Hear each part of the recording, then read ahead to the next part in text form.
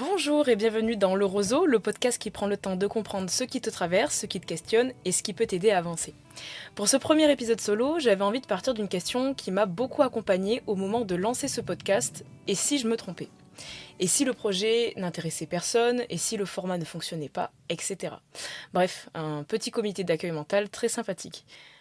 Plus j'y pensais, plus je me rendais compte que cette peur, elle concerne pas seulement le lancement du podcast. Elle revient dans beaucoup de moments de la vie, c'est-à-dire quand on doit choisir une orientation, quand on commence un travail, quand on change de voie, quand on déménage, quand on quitte quelque chose. Bref, aujourd'hui on va parler de cette peur-là, la peur de se tromper. Pas pour dire qu'il suffit juste d'oser ou de croire en soi, parce que ça, vous l'auriez compris, c'est parfois encourageant, mais c'est surtout assez peu pour débloquer une situation. L'objectif de cet épisode, c'est plutôt de comprendre ce qui se cache derrière cette peur, pourquoi elle peut prendre autant de place et comment retrouver une capacité d'action sans attendre d'être absolument sûr de tout. Petite précision avant de commencer, je m'appelle Pauline, je suis donc psychologue, mais l'objectif du Roseau, c'est pas de faire un cours de psycho. L'idée, c'est de partir de questions très concrètes pour mettre des mots sur ce que l'on vit et essayer d'en tirer des pistes utiles. Cet épisode, ça reste évidemment un contenu de réflexion, de vulgarisation et d'information. Il remplace absolument pas un accompagnement psychologique quand c'est nécessaire. Maintenant que c'est posé, on va commencer avec une question qui paraît très simple en apparence. Quand on dit j'ai peur de me tromper, est-ce qu'on a vraiment peur? La peur de se tromper, c'est souvent associé à la peur de l'échec. Donc on pourrait penser qu'elle se résume en une seule inquiétude, et si je rate? Mais en réalité, derrière cette question, il y en a généralement beaucoup d'autres. Et si je perds du temps? Et si je déçois mes proches? Et si les autres pensent que je ne vais jamais au bout des choses? Et si je me rends compte que je ne suis pas au bon endroit? Et si je regrette d'avoir choisi ce que j'ai choisi? En gros, ce qui nous bloque, c'est pas toujours la décision en elle-même, c'est aussi tout ce que nous lui faisons représenter. Un choix d'études peut devenir une question d'identité. Un changement de voie peut être interprété comme une preuve d'échec. Un projet peut devenir un test de légitimité. Une décision professionnelle ou personnelle peut donner l'impression qu'elle va définir toute notre vie.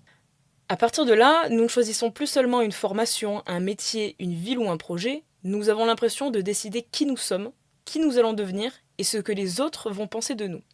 C'est ce qui peut transformer une décision, même importante, en véritable verdict.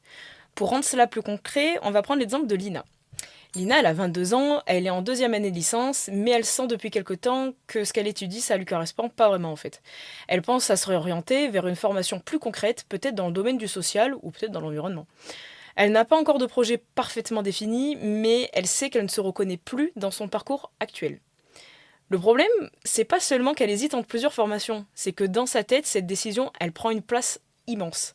Elle se demande si elle a perdu 2 années, elle craint que ses parents pensent qu'elle abandonne trop facilement, elle regarde ses anciens camarades avancer dans leur parcours et elle commence à avoir l'impression de prendre du retard.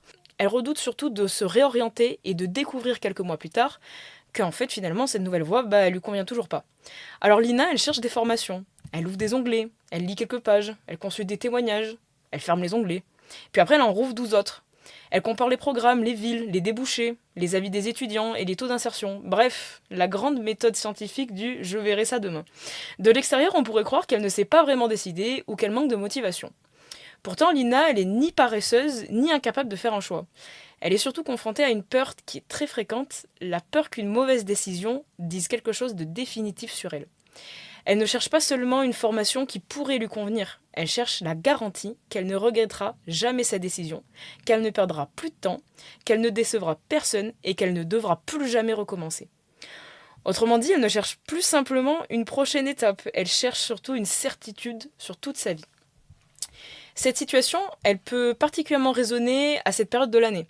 Après des semaines, voire même des mois à attendre et à actualiser Parcoursup et mon master tous les matins, les principales réponses sont désormais tombées pour beaucoup de personnes. Certaines ont obtenu la formation qu'elles espéraient, d'autres ont reçu une proposition qui n'était pas vraiment leur premier choix, et certains attendent encore une réponse ou cherchent une autre solution. Derrière une réponse affichée sur une plateforme, il peut y avoir bien plus qu'une décision administrative. Déjà, il peut y avoir un immense soulagement, ce que je vous souhaite, mais aussi de la déception, de la comparaison, un sentiment d'injustice ou l'impression que son avenir vient de se refermer. Pourtant, une réponse Parcoursup ou mon master ne résume ni la valeur d'une personne, ni ses capacités, ni tout ce qu'elle pourra construire par la suite. Ça peut paraître évident quand on observe la situation de l'extérieur, mais en réalité, quand on a mis plusieurs mois à construire un projet bien précis et qu'on attend une réponse, on peut comprendre que cette décision, elle commence à prendre une importance considérable. Et cette pression, elle est encore plus forte lorsqu'on a l'impression qu'une meilleure possibilité existe forcément autre part. Et ça pose la question suivante. Est-ce que avoir beaucoup de choix, c'est être libre? On pourrait penser que plus on a de possibilités, plus on est libre. Et dans une certaine mesure, c'est vrai. Avoir plusieurs options, c'est généralement préférable à en avoir aucune. Cependant, des recherches en psychologie suggèrent que dans certaines situations, la multiplication des options, en fait, ça va compliquer le choix. Ce phénomène est parfois appelé la surcharge de choix ou le paradoxe du choix. C'est une expression qui a notamment été popularisée par le psychologue Barry Schwartz. L'idée n'est pas que nous serions toujours plus heureux avec moins de possibilités. Le phénomène dépend du contexte, de la complexité de la décision et de la facilité avec laquelle nous pouvons comparer les options. Mais lorsqu'un choix nous paraît très important, que nos critères sont encore flous et que les possibilités se ressemblent, leur multiplication peut nourrir l'impression qu'une option parfaite existe forcément parmi toutes les autres. La meilleure formation, le meilleur métier, la meilleure ville, le meilleur projet. En gros, on se demande plus seulement ce qui pourrait nous convenir, on cherche l'option qui nous conviendra le mieux et qui nous apportera le plus de satisfaction, et surtout qui nous fera renoncer au moins de choses possibles. Le problème, c'est qu'à chaque choix correspond toutes les possibilités que nous ne choisissons pas. Cette difficulté, elle parle beaucoup de notre époque. Nous avons accès à une quantité immense d'informations, de classements, de témoignages, de comparaisons. En théorie, tout cela devrait nous permettre de prendre les meilleures décisions. En pratique, ça peut aussi alimenter l'impression qu'il manque toujours une petite information qui serait décisive. Ce phénomène-là, on le retrouve de partout, que ce soit dans l'orientation, dans le travail, dans les projets de vie, dans les relations. Si vous avez pensé à Tinder, oui, ça fonctionne aussi pour Tinder. Trop d'options, ça ne nous rend pas forcément serein. Si on reprend l'exemple de Lina, chaque nouvelle formation trouvée sur Internet, ça lui facilite pas nécessairement la décision. Ça ajoute parfois une nouvelle possibilité à comparer avec toutes les autres. Mais le problème, c'est pas uniquement le nombre d'options. Ce qui rend le choix aussi particulièrement difficile, c'est tout ce que Lina imagine déjà pouvoir regretter en ayant décidé. Lorsque nous devons prendre une décision, nous ne comparons pas seulement les conséquences immédiates des différentes options. On imagine aussi ce qu'on pourra ressentir plus tard. Donc on peut se projeter dans 6 mois, 1 an et s'entendre penser « j'aurais dû accepter cette proposition, j'aurais dû rester dans ma formation, j'aurais dû partir, etc. » En psychologie de la décision, on parle de regret anticipé, lorsqu'on imagine à l'avance le regret qu'on aurait pu ressentir après un choix. Cette anticipation, elle peut être utile. Elle peut nous pousser à réfléchir aux conséquences d'une décision et à ne pas agir uniquement par impulsion. Mais elle peut aussi devenir parasitante lorsqu'on cherche une option qui garantirait de ne jamais avoir de regrets. Lina, dans notre situation, elle compare pas seulement plusieurs formations, elle compare plusieurs versions possibles de son avenir. Plusieurs Lina. Dans l'une, elle reste dans sa licence et elle regrette de ne pas avoir tenté quelque chose. Dans une autre, elle se réoriente et elle regrette les 2 années qu'elle a déjà investies. Dans une troisième, elle choisit une nouvelle formation, mais elle découvre que ça ne lui convient pas davantage. En gros, chaque scénario contient un risque. Lina, elle cherche celui où elle aura jamais à penser « j'aurais dû faire autrement ». Mais évidemment, aucune décision ne peut lui offrir cette garantie. Le regret est d'ailleurs parfois trompeur, car nous comparons une réalité que nous connaissons à une possibilité que nous pouvons qu'idéaliser. Si Lina elle se réoriente et rencontre des difficultés, elle pourra imaginer que tout se serait parfaitement déroulé si elle était restée dans sa licence. Mais en réalité, elle peut absolument pas savoir ce qui se serait passé. En somme, l'option que nous n'avons pas choisie, elle reste souvent intacte dans notre imagination. Elle n'a pas connu les contraintes, les déceptions, les journées ordinaires que la réalité aurait forcément comportées, bref, les embûches de la vie. Soyons clairs, vouloir éviter tout regret, c'est compréhensible, mais c'est impossible. C'est de là que la peur de se tromper rencontre une autre difficulté, notre rapport à l'incertitude. Lorsqu'un choix est important, on aimerait naturellement pouvoir anticiper toutes ses conséquences. On voudrait savoir à l'avance si la formation va nous plaire, si le métier va nous correspondre, si le projet va fonctionner, etc. Cette recherche de sécurité, elle est compréhensible. Cependant, une grande partie des choix importants de notre vie se font sans garantie totale. On peut recueillir des informations, recueillir des avantages, des inconvénients, interroger des personnes. Malgré tout cela, il restera toujours une part importante d'incertitude. En psychologie, on parle d'intolérance à l'incertitude pour désigner la tendance à vivre les situations incertaines comme partiellement difficiles, menaçantes, voire même inconfortables. Cette tendance, elle existe à des degrés différents selon les personnes et selon les moments de la vie. Il ne s'agit pas d'un diagnostic ou d'une incapacité générale à prendre des décisions, attention. Mais lorsque l'incertitude devient difficile à supporter, Nous pouvons chercher à la réduire par tous les moyens, multiplier les recherches, demander de nombreux avis, vérifier plusieurs fois les mêmes informations et repousser la décision. Dans une prise de décision, ça peut créer une règle intérieure. Tant que je ne suis pas certaine, je ne bouge pas. Le problème, c'est que la certitude complète, elle arrive rarement avant l'expérience. Lina, elle pense qu'elle doit absolument avoir toutes les informations et être sûre d'elle avant de se réorienter. Elle attend le moment parfait, la formation parfaite, sans doute et sans aucune contrainte. Mais comme ce moment il n'arrive pas, elle continue à chercher. Elle pense parfois qu'elle ne possède pas encore suffisamment d'informations. Pourtant, elle connaît déjà les programmes, les conditions d'admission, les villes, les principaux débouchés. En somme, ce qui lui manque, c'est peut-être pas une information, c'est une garantie. Or, aucune brochure, aucun classement, aucun témoignage ne pourra lui promettre qu'elle ne regrettera jamais son choix. C'est impossible. La question n'est donc pas de savoir si on réfléchit trop ou pas assez. Elle est plutôt de nous demander ce que notre réflexion elle produit. Est-ce qu'elle m'apporte une information nouvelle et utilisable? Est-ce qu'elle me permet de poser une action concrète? Ou est-ce qu'elle me ramène toujours au même point, c'est-à-dire avec les mêmes questions et la même peur? Réfléchir est utile. Se renseigner, comparer les options, bien sûr, c'est important. Mais il arrive un moment où continuer à chercher, c'est une fuite. Nous avons l'impression d'avancer parce que nous sommes toujours occupés par la décision. Pourtant, aucune action concrète n'est réellement engagée. Ce mécanisme, il est difficile à repérer car la réflexion et l'évitement peuvent prendre exactement la même forme intérieure. Dans les deux cas, on lit, on compare, on pose des questions. La différence se trouve dans ce que cette réflexion permet de faire ensuite. Pour Lina, comparer le responsable d'une formation peut lui apporter une information nouvelle. Échanger avec une étudiante qui suit le cursus peut lui permettre de mieux comprendre la réalité des cours. En revanche, relire chaque soir les mêmes descriptions sans jamais contacter personne entretient probablement surtout son incertitude. Il faut donc essayer de se poser cette question.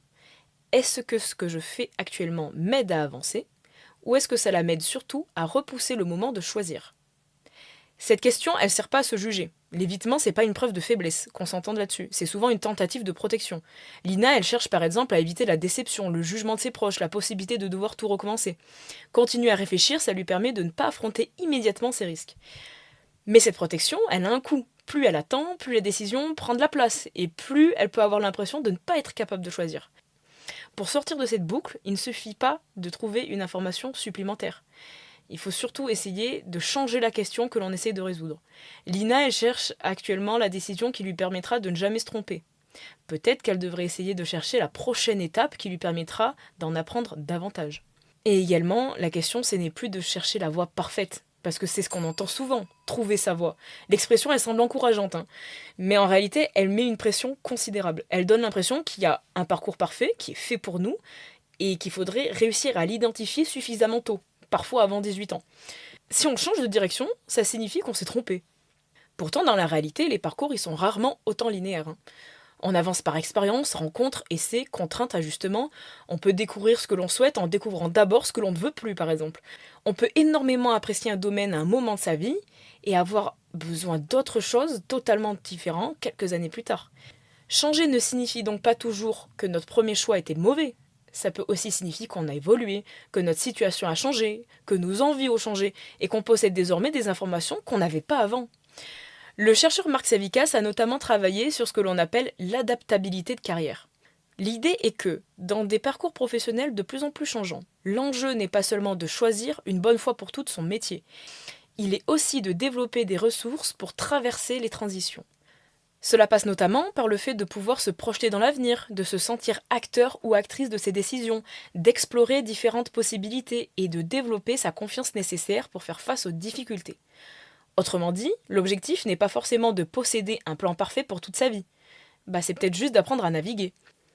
Et cette idée, elle rejoint particulièrement bien l'image du roseau. Le roseau ne tient pas parce qu'il est parfaitement rigide face au vent. Il tient parce qu'il peut plier, bouger et s'ajuster sans se briser. Peut-être que rester debout, c'est pas être sûr de tout.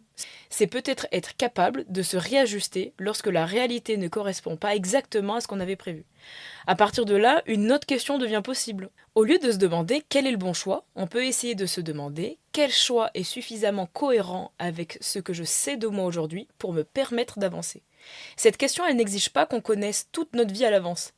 Nous prenons toujours nos décisions avec une connaissance incomplète de nous-mêmes et du monde. Nous ne savons pas encore tout ce qu'on va vivre, ce que la planète va vivre, qui on va rencontrer, ni la manière dont une expérience va nous transformer. Un choix cohérent aujourd'hui, ça ne sera pas forcément un choix de toute une vie, mais il peut constituer une prochaine étape pertinente. Le choix n'est pas une sentence, c'est une étape. Pour Lina, ça change profondément son problème. Elle n'a plus besoin de déterminer quelle formation lui conviendra pour toujours et laquelle est la meilleure. Elle doit plutôt identifier la piste qui semble la plus cohérente avec ce qu'elle a envie aujourd'hui, avec ce qu'elle sait d'elle aujourd'hui et avec ce qu'elle sait du monde, puis trouver la manière réaliste de l'explorer. Et comment on avance concrètement là-dedans ? Déjà, comprendre ce qui nous bloque, c'est très important, mais on est bien d'accord, ça suffit pas toujours à nous remettre en mouvement. Alors concrètement, elle peut faire quoi, Lina ? Qu'est-ce qu'on pourrait lui dire ? Et que pouvons-nous faire quand nous nous reconnaissons dans sa situation ? La première piste consiste à identifier la peur précise qui se trouve derrière la décision. Dire j'ai peur de me tromper, ça reste très général. Est-ce que j'ai peur de perdre de l'argent ? Est-ce que j'ai peur de décevoir quelqu'un, d'avoir honte, de devoir recommencer, de perdre une stabilité importante, d'être jugé, de constater que c'est pas toujours ce que je veux ? Toutes ces peurs ne demandent pas la même réponse. Si Lina craint surtout de décevoir ses parents, elle peut avoir besoin de réfléchir à la place qu'elle accorde à leur regard et à la manière dont elle souhaite leur parler de sa décision. Si elle craint de ne pas aimer la nouvelle formation, elle peut chercher des moyens de la découvrir plus concrètement avant de s'engager. Si elle craint d'avoir perdu 2 ans, elle peut faire le point sur ces 2 années et ce qu'elles lui ont vraiment apporté. Des connaissances, des méthodes de travail, des rencontres, mais aussi une meilleure compréhension de ce qui ne lui convient pas. Nommer la peur ne la fait pas disparaître, c'est vrai, mais cela permet de ne plus lutter contre une inquiétude floue et immense. La deuxième piste consiste à distinguer ce que l'on peut réellement savoir de ce qu'on ne pourra jamais découvrir sans essayer. Lina peut connaître le contenu d'une formation, ses modalités, son coût, sa localisation. Elle peut interroger des étudiants, des professionnels. En revanche, elle ne peut pas savoir exactement comment elle s'y sentira dans 6 mois. Il peut être utile de faire 2 colonnes. D'un côté, les informations concrètes qu'il est encore possible d'obtenir. De l'autre, les questions auxquelles seule l'expérience pourra répondre. Cela évite de passer des semaines à chercher sur Internet une certitude qui n'existe pas. La troisième piste, elle consiste à réduire la taille de la décision. Lorsque Lina elle se demande quelle formation elle doit choisir pour toute sa vie, la question elle devient, on est bien d'accord, écrasante. Elle peut donc essayer de la remplacer par une question plus proche. Quelle piste j'ai envie d'explorer au cours des prochains mois ? Elle ne décide plus de toute son existence, elle décide d'une prochaine étape à partir des informations dont elle dispose aujourd'hui. Cette étape, elle peut prendre la forme d'un rendez-vous, comme par exemple dans un CIO, un centre d'information et d'orientation, d'un échange avec une personne qui exerce le métier envisagé, d'une journée porte ouverte, d'une réunion avec un psychologue de l'éducation nationale, d'une immersion, d'un stage, d'un engagement bénévole. Bref, le but, c'est pas seulement de continuer à réfléchir, c'est de produire une expérience nouvelle. Parce qu'une heure passée à échanger avec un professionnel peut parfois nous apprendre davantage que 20 témoignages lus en ligne. Et enfin, Lina, elle peut aussi réfléchir à ses possibilités d'ajustement. Si cette décision ne lui convient pas, que pourra-t-elle faire ensuite ? Existe-t-il des passerelles ? Pourra-t-elle valoriser les compétences acquises ? Changer de spécialité ? Se réorienter à nouveau ? Demander de l'aide ? Toutes les décisions ne sont pas facilement réversibles et certains choix ont des conséquences importantes. Mais beaucoup sont plus ajustables qu'ils ne le paraissent lorsque nous les imaginons seuls dans notre tête. Avoir un plan d'ajustement ne signifie pas partir du principe qu'on va échouer. Cela permet simplement de nous rappeler que nous ne serons pas totalement démunis si les choses ne se déroulent pas comme prévu. Pour faire une petite conclusion rapide, au début de cet épisode, Lina elle pensait devoir répondre à une question immense. Quelle décision dois-je prendre pour être certaine de ne pas me tromper ? Plus elle cherchait une réponse parfaite, plus elle se retrouvait bloquée. Parce que sa peur, elle ne concernait pas seulement le choix d'une formation. Elle avait peur de perdre du temps, de décevoir des gens, de prendre du retard et de découvrir qu'elle n'était toujours pas au bon endroit. Le regret qu'elle imaginait déjà lui donnait envie de comparer encore davantage. L'incertitude lui faisait croire qu'elle devait continuer à chercher avant d'agir. Et la réflexion, qui devait initialement l'aider à avancer, finissait par la ramener toujours au même point. Mais lorsque l'on relit tout ce que nous avons vu, une autre manière de penser devient possible. Un choix n'a pas besoin d'être parfait pour être cohérent. Réfléchir n'a pas besoin de supprimer toute incertitude. Ça peut simplement permettre de faire le premier pas en étant suffisamment éclairé. Elle ne choisit plus toute sa vie, elle choisit une prochaine étape. La question n'est donc pas comment être certain de ne pas se tromper, mais plutôt comment rester capable d'avancer, d'apprendre et de me réajuster même lorsque je ne peux pas tout prévoir. Et c'est aussi ça, ce que raconte le roseau. Et je crois que lancer ce podcast, pour moi, c'était aussi une façon d'essayer d'appliquer cela. Je ne peux pas savoir exactement comment il évoluera, quels épisodes vous parleront le plus, qu'est-ce qu'il deviendra dans quelques mois, mais je peux faire déjà ce premier pas, écouter ce qu'il m'apprend et ajuster la suite. Finalement, ce premier épisode n'aurait pas pu parler d'autre chose. Si vous traversez actuellement une période de doute, si vous avez peur de vous tromper, ou si vous avez l'impression que tout le monde avance sauf vous, retenez peut-être une chose, vous n'avez pas besoin d'avoir toute votre vie parfaitement dessinée pour faire le premier pas. Une conversation, une rencontre, une expérience, c'est déjà ouvrir quelque chose.